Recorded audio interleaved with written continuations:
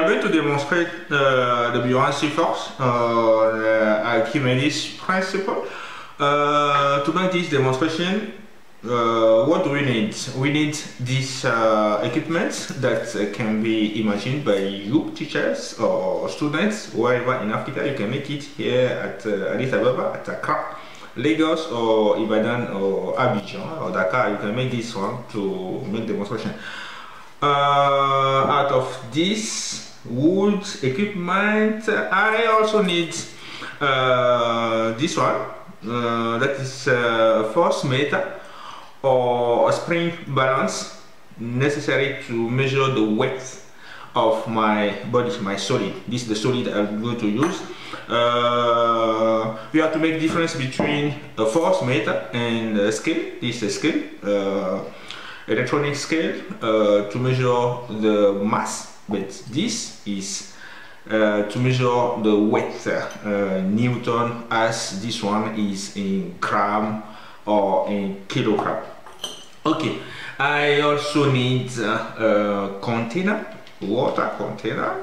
This one I'm going to use. To start this experimentation, I just hung my force meter or a spring balance to my support, and then I hung my solid to the spring balance. I can read here the pointer point at 4.8 Newton. So the weight of this solid is 4.8 Newton.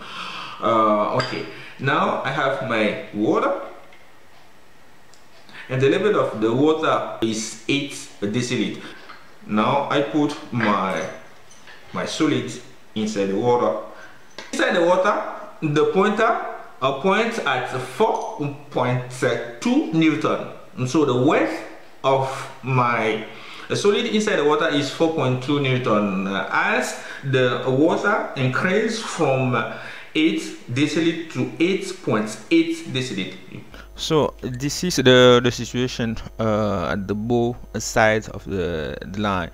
So this is the level of the water before introducing the solid inside, 8 deciliter, and then we introduce the solid inside, and then the water goes to 8.8 deciliter.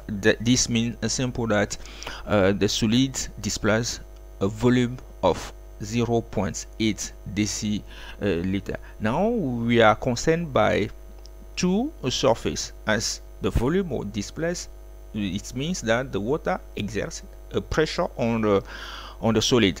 So this is the top surface of the solid, and then this is the lower surface on the solid. As you know it, the pressure depends on this, and then we have here H1, who is smaller than the depth as H2 here. So the pressure exerted on the lower surface is greater than the pressure exerted on the top surface.